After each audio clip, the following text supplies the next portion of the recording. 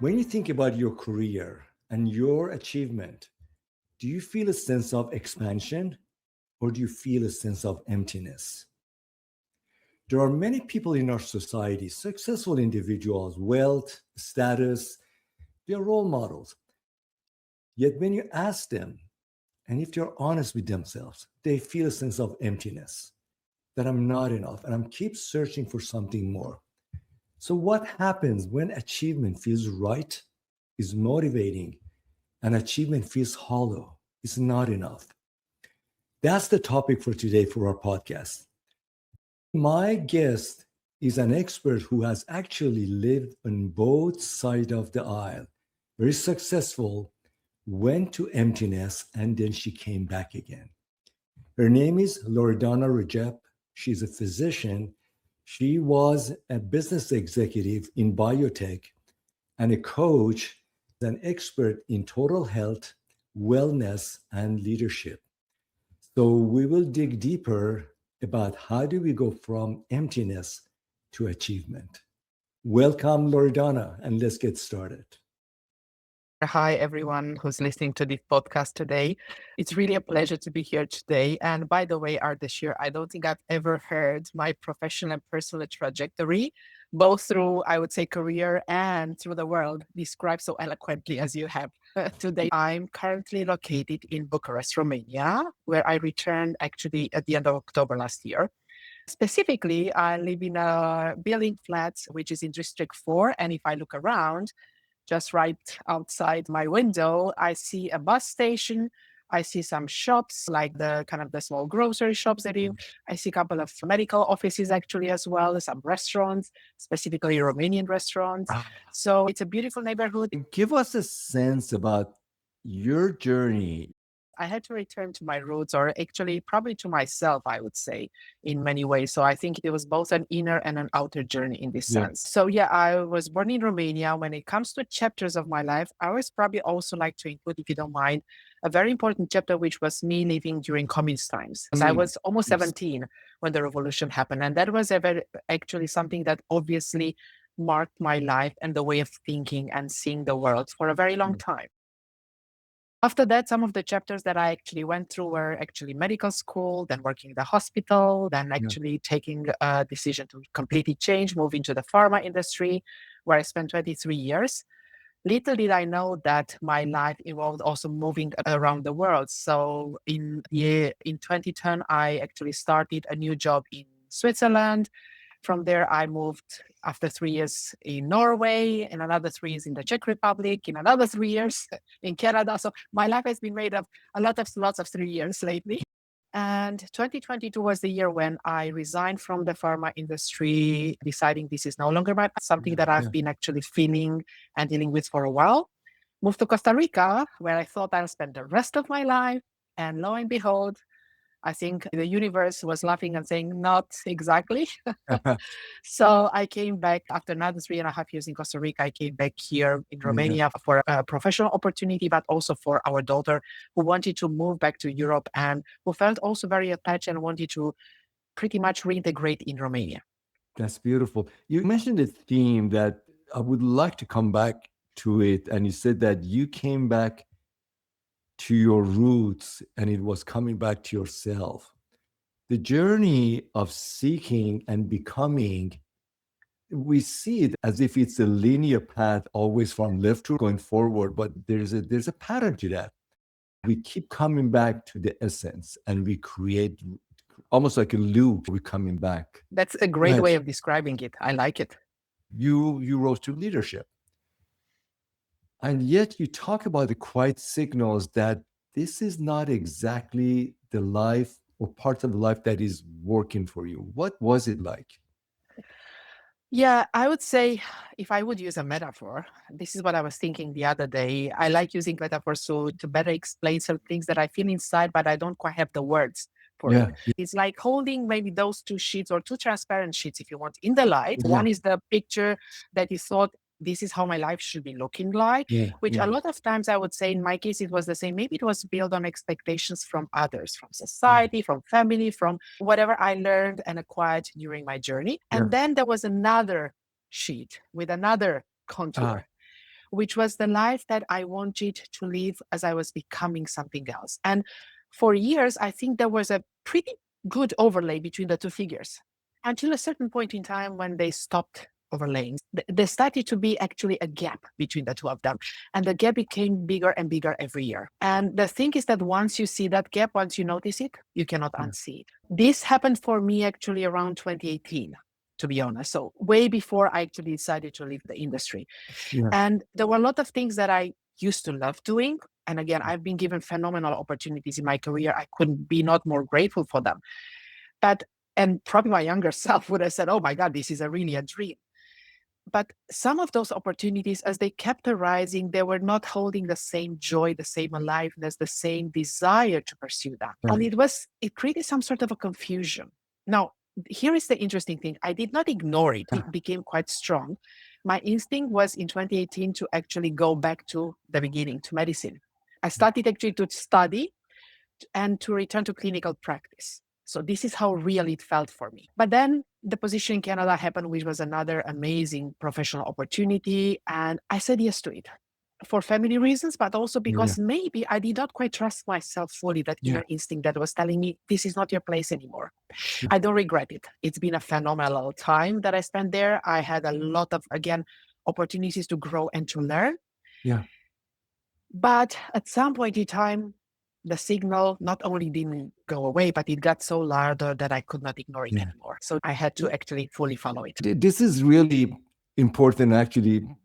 Those signals, where did they come from? What were the origins of those signals?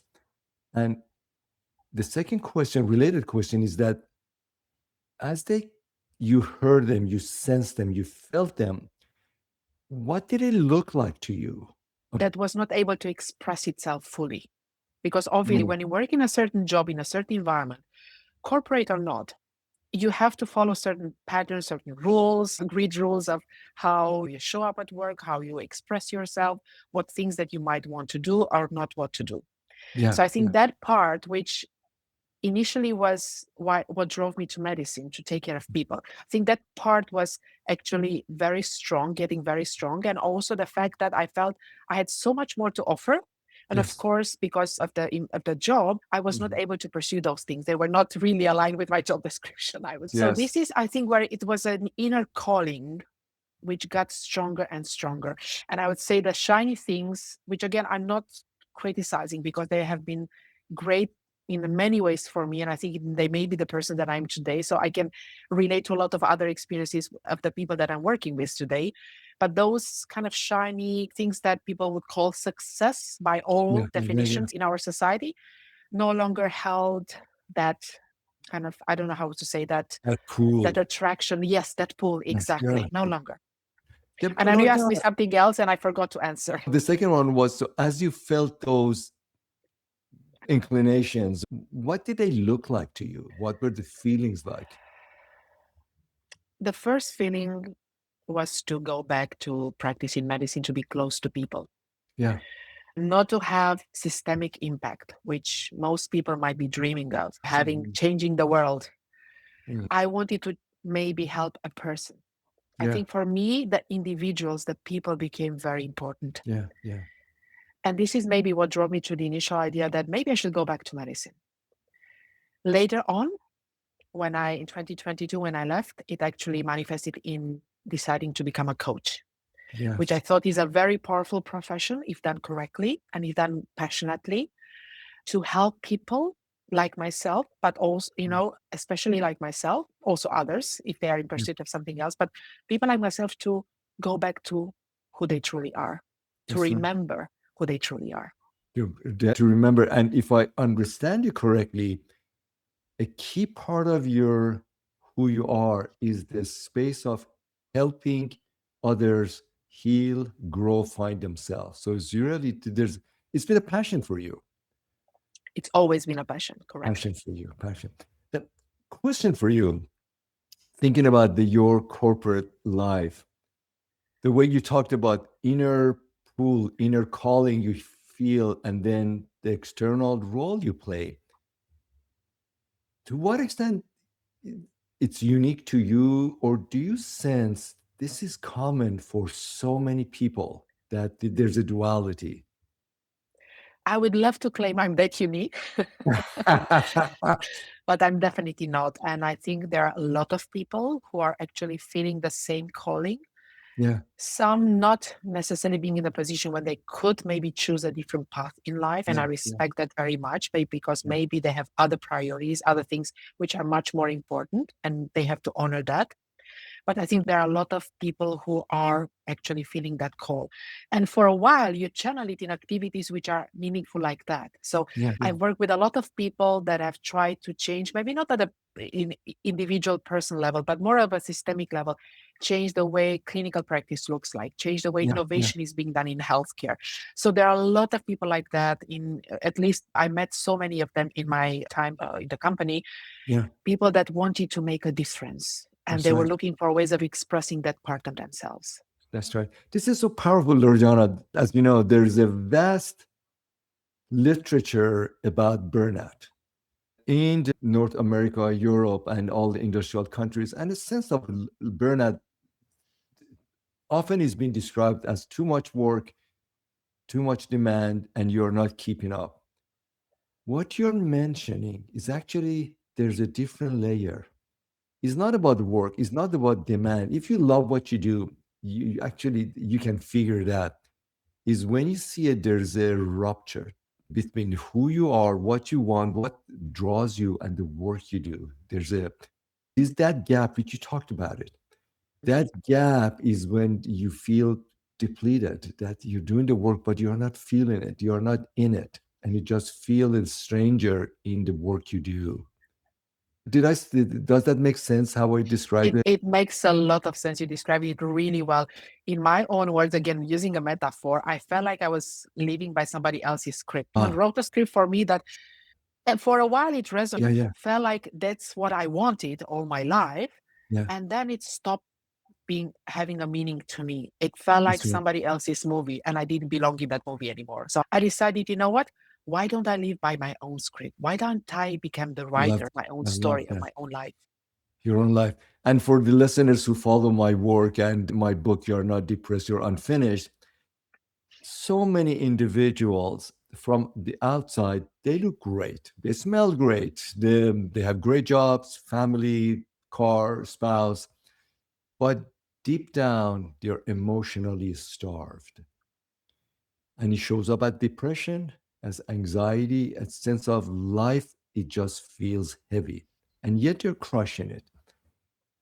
And the answer, which we want to bring to the next one you talk about, that the many high achievers, their version of success, when they feel the pain, the nudge, they apply more discipline, Yeah. more focus, work harder. Maybe I need more, I need to achieve more. And then it doesn't work. It just, there's a sense of where there's, tell us about how you see this and what did you learn? What did you do? Yeah. Definitely, when you're a high achiever, in your world, nothing has to be wrong. And everything that feels like discomfort should be Yeah, present there. So you're doing your best to actually not look at it and yeah, hide it under the carpet, whatever, just not to feel it, that yeah, discomfort, yeah, not allowing yourself to understand what does that discomfort try to tell me. yeah. And in doing so, in putting more discipline, more working hours, more effort, more energy, we are completely missing life. Oh, We are missing the precious moments yeah, with our family, yeah, with ourselves. We don't even give ourselves time to be with ourselves. We yeah, are simply missing life. It's going by. That was one of the things that hit me really heavily. And maybe it was also the environment after COVID, but there was more to it. That's how I felt it. I felt if I keep going like this, I don't think I'm going to make it to the retirement age. yeah, yeah, yeah. And then what's the point? I don't have enough time to spend with my husband, with my daughter. And what's the point? That's In right. the hope of a future when I maybe will have time to spend with them. That's right. What's the point of that? That's right. That's right. But the most important thing, you miss yourself. You Yeah, don't understand who you are anymore. You get lost yeah. in others' definition of success and That's right. achievement. That's right. Loredana, for the people who they are less missing life. They are doing better on that scale. What do they do? What is how does life feels or look like for them? I'm going to go back to my time in Costa Rica when I didn't have a job anymore. I was trying to build a new career, a new business, reinvent myself. I would say the first part feels a lot like failure and felt a lot like failure until I discovered that It feels behind like the feeling of it feels like a failure. Why? because you're no longer, you don't have the identity you were used to. Yeah. You don't have the respect of people who actually paid attention to you because you had a job title. Yeah. You were somewhere higher up in the hierarchy, which Yeah. is all fine. It's part of how life unfolds here. Yeah. But then what you realize once you go past that, if you have the courage to accept that, yeah, okay, fine, I'm feeling like that. Okay, what else is there for me? Yes. Then you discover that life for people that decide to do something different. And again, I decided to do this step. Not that everybody needs to do that the same, but Yeah. they can. I decided that I realized that I was in the lead of my life for the first time. Mm. I was the decision maker of who I want to be next. Which version of myself do I want to live? Yes. Which version of my life do I want to pursue? How do I want to bring my contribution from here on? Yeah. What do I feel it's important and not important? I would say the life loses its content, its heavy, busy Yeah. content, Yeah. and gets more meaning and more purpose. That's right. What is? I'm sorry, I interrupted you. Go ahead. Yeah. You were saying something. No, one thing I want you to say, it's like the colors in the picture are becoming more bright. That's right. That's beautiful. What is interesting that in our society so personally, I hate the term retirement. Yeah. That I know so many people, relatives, that their discussion is that I will do this when I retire. When I retire, I would take that vacation. I would take that course. I would go on that trip. And they wait. In fact, the words they use later on, someday, somehow. Then they retire. And to your point, they are lost. They are lost. And in fact, it's well researched that if you haven't learned how to live, how to be in charge of your emotions, your actions, your surroundings, your decisions, when you retire, the day after retire, when you're at home, people go into dark places. That's where depression, sense of rudderlessness. That's so. What do I do when I don't have a structure? I don't have deadlines. I don't have meetings. I don't have people who ask for me or they want to be around me. So what you're talking about is to live a life of intention, of fullness, professional, personal. So it's a work is not the only feature that gives you meaning and structure. Yeah. If I can add to that, because I love how Please. you describe this. And again, you're the expert in the topic. So I always love hearing from you. Yeah. I would also add life becomes a celebration of small moments, moments Yeah, that you do not appreciate. that's right. And people might laugh. You appreciate when you see your house clean. So Yeah, that yeah, gave me satisfaction. yeah, yeah, Cooking a meal for my family yeah, because I didn't have much time. I wasn't a great cook. I learned yeah, to become a better one for sure because I had yeah, more yeah, time. The moment of actually interacting with a person in a market, yeah, yeah, smiling to someone on the street, yeah, maybe giving a $5 bill to the beggar on the street and smiling to him, making him seen. The small moments. That's what we yes. do not appreciate when we chase something which is not us. That's right. And that That's for right. me became something which I think I'm still holding on very dearly Yeah. today, of appreciating the small moments. That's been your life. Bring us to the notion of ambition. So you and Yeah. I interviewed, I know, in our early 20s for our first jobs. There's a question in all interviews come up. What would you do, or how do you see yourself in 5 years? They're trying to discern your level of drive, ambition, and where you go. And so we give some good response. But companies, businesses, or success, it's they are fueled by ambitious people, driven people, go, never stop. They have full calendars, they have full set of activities. So you talk about ambition that expands, versus ambition that is blind and it empties you. Yeah. What can you explain that? What do they look like? And how do you know if you are expanding through your ambition or are you numbing yourself? Yeah. I'll give what my perspective. I'd love to hear yours as well, Ardish, because again, you know a lot in this field. And by the way, thank you for bringing up that question at the interview, which always drove me nuts because I never knew where I wanted to be in 5 years. And if I would have said something, I would have been wrong Exactly. anyway because things happen for me without me pursuing a career. That's right. It's possible to do a career without really pursuing something That's right. very ambitious. I But agree. talking about ambition, there is an ambition. And again, nothing wrong with being ambitious, nothing wrong with achieving. We wouldn't be pushing the world forward if we would Yeah. not be achieving things.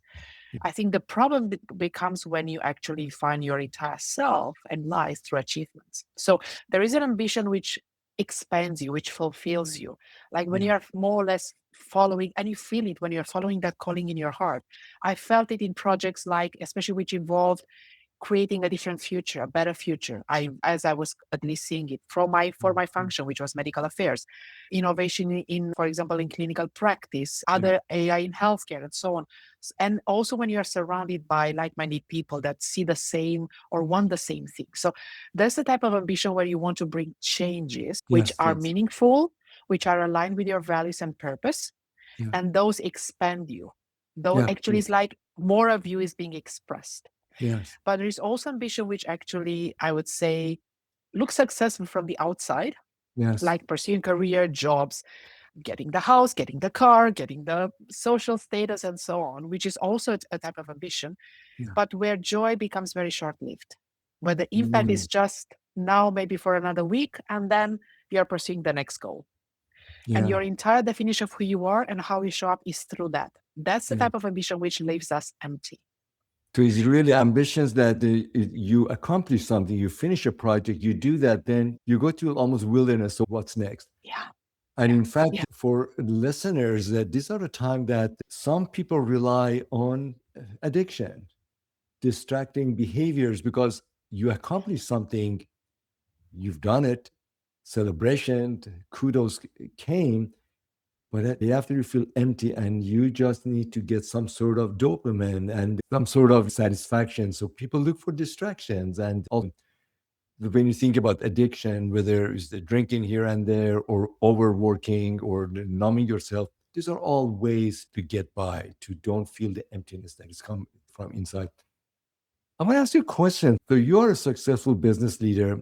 You're feeling that, hey, I have different vision. I want different things. I want expanded things, both successful, but also be me. Did you feel lonely where you were? Did you feel like there's a language you couldn't talk to others? Definitely, you couldn't talk to your boss. Did you feel like there's part of you that like almost who gets me? How did it feel to be among many people and feel like that? For a long while, I haven't shared that with anyone other than my husband because I wasn't sure what to do with that feeling. Yeah, So for me, the impulse to, and I knew I'm going to do something. I think it was 1 year before I actually left. I didn't know yeah, what to do with that. I was lucky to have at least one person in my leadership team in yeah. Canada that really understood what I was going through. And I actually confided in her. And she actually made me understand that, yeah, it's not that there was something wrong where I was working. I was simply becoming something different. My path started to actually veer a little bit to the right or to the left, depending on how you want to Mm, describe. And I think that was a moment for me, a clarity moment when I said, yes, now it's going to happen. yeah, But yes, there are many moments when you feel lonely, you even feel crazy. You feel like, yeah, what's yeah, wrong with me? I yeah, had everything that I, the younger version of me, would have maybe not even dreamt yeah, if I remember when I was 20, 30 years ago. yeah, And something that many people aspire to. And yet I was profoundly unhappy with where I yeah, was. yeah. That's right. Imagine there are people just like you 5, 10 years ago that as you were going through the duality, you're searching, but yet Yeah. you're in a key role, you're successful, and your family and your colleague, your company depend on. There are people listening to this podcast and they feel what you're saying. What do you want to tell to those individuals? It's almost like what it's almost your version of you 10 years ago. What do you want to tell to those? If I would meet my younger version, Yes. I would probably say have the courage to explore. First of all, acknowledge what's going on for you. Yeah. Then go and explore what's really happening. Maybe speak to a person like yourself. I think I would have loved to meet you 10 years ago because I Yeah. know after I left, I think I would have not been able to understand myself as well as I did Yeah. without you and the group that you actually have formed. So Yeah. that has been amazing. But again, have the courage to explore, have the courage to reach out and ask. Yes. And most Yes. importantly, know that you are not alone. I Yes. cannot tell you how many people are feeling the same. People that have decided to continue to stay in their jobs. And Yes. I curious to them because again, that was their path. Yeah. That was not Yeah. my path, but it does have to be the same for others. Yeah. But you are not alone. Not And alone. if you want somebody to reach out to, there is an Ardeshir, there is a Loredana, there are many others, Yeah. Yeah. colleagues who are feeling the same. Acknowledge what's happening and decide what Exactly. you want to do about that. Exactly. Sneeze coming. Yeah. Okay. By the way, great. I'm going to PQ. Yep. Can I add something here? Yes. I do want to add one more thing because you asked me about loneliness on this path. I did have a great, bless you. Oh my God. I'm sorry. Thank God for it. No apologies. Thank God for the delete function. Oh gosh. I should take a lot more medicine. Oh. It would have All been right. fun to actually broadcast this as well. Okay. Oh my God. All right. One more time.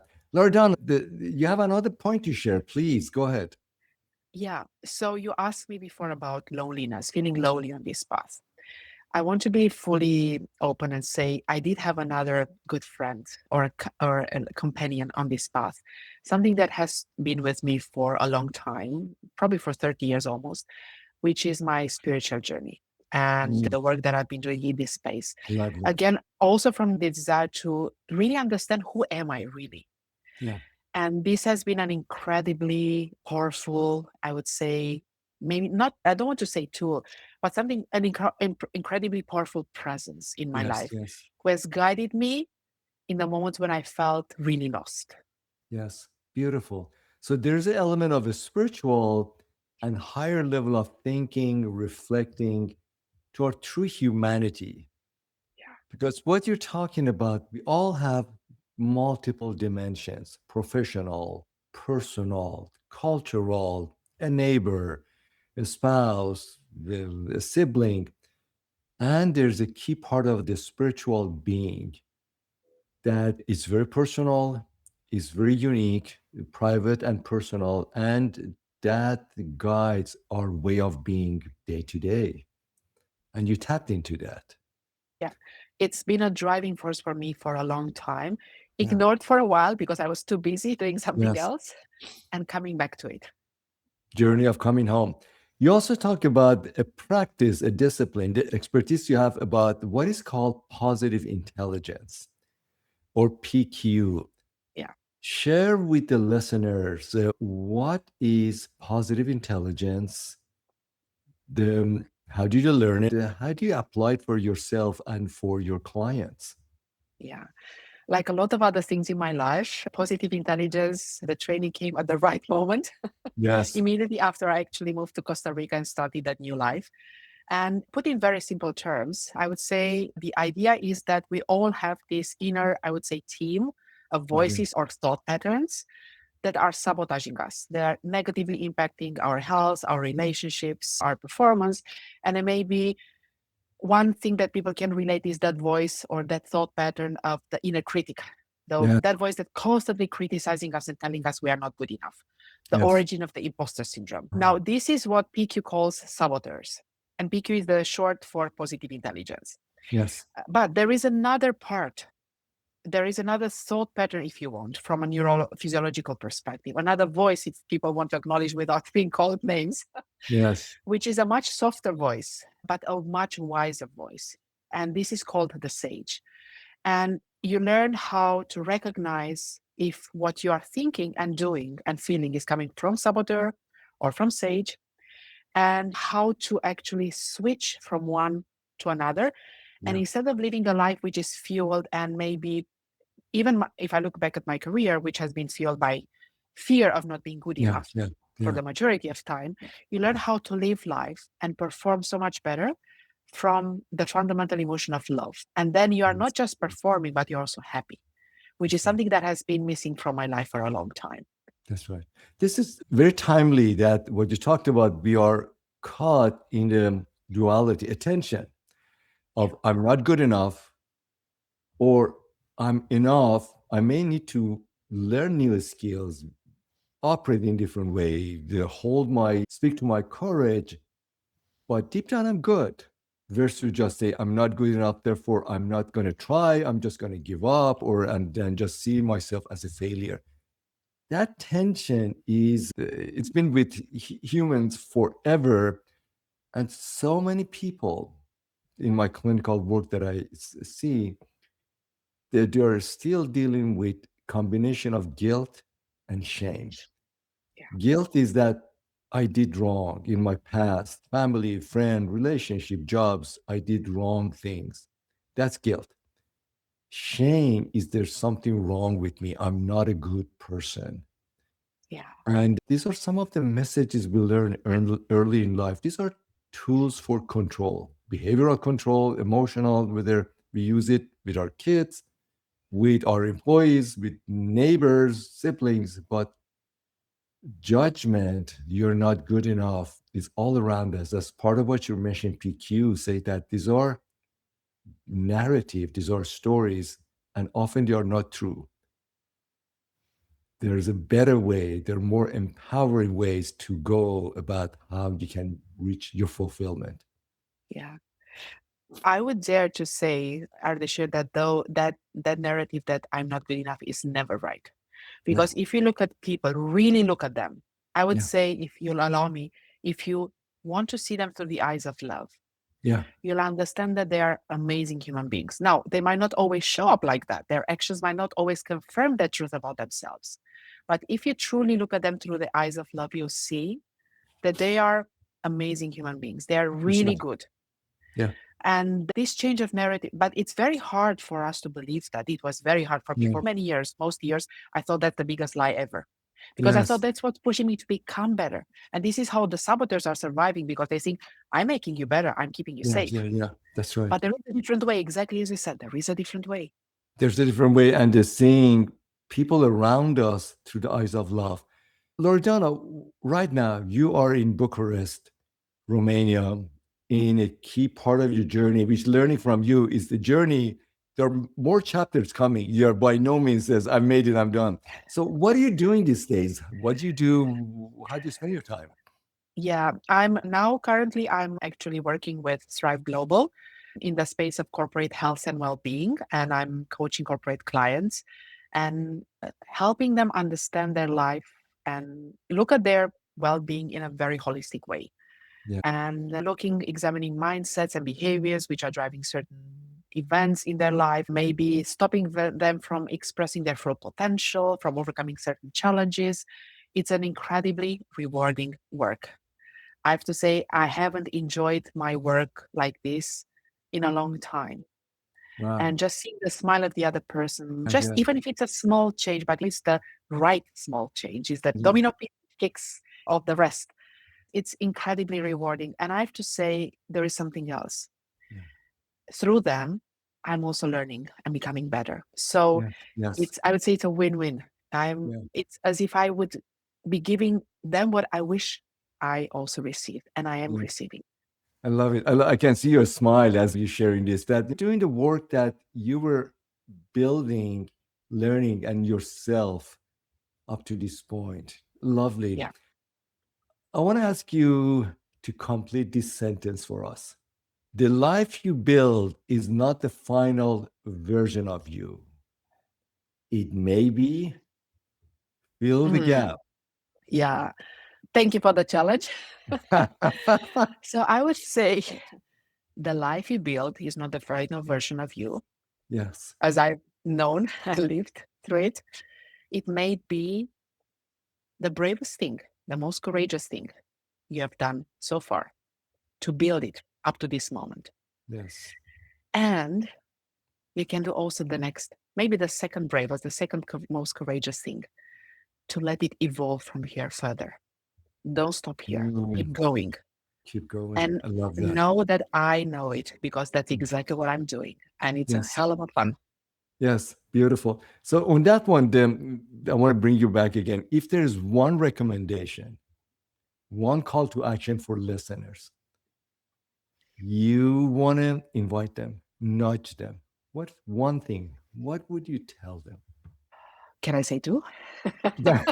Of course. I love it. I would say number one, follow your heart always. No matter how hard it might Mm, feel in the beginning, it might be, but it's always going to be the right thing to do. yes. And second, be courageous. Don't let anything stop you from following your heart. Follow your heart and be courageous. This is beautiful. This is like it's your life. Your life is calling. Follow your inner calling. Where do people find you, learn about you, contact you? Yeah. So you can find me on social media. I have finally, after many years of not being there, I've decided to embrace the social media challenge, and I have an Instagram account, Facebook account. You can search me up. I am on LinkedIn. You can also look on my website, which is my first and last name, Loredana Regep, in Right. one word.com. You can always reach out to me via this means, and I'll be more than honored to serve you. Beautiful. And for the listeners that just look down on the podcast, all the linked and the citation for Loredana will be there. I invite you to contact her. She works with clients globally, so she's there, and the you will enjoy her, and you will find a great colleague, a great coach, a great mentor to get you going. Thank you so much. Thank I you. would love, Loredana, to have another episode with you in the upcoming months. It will be my pleasure.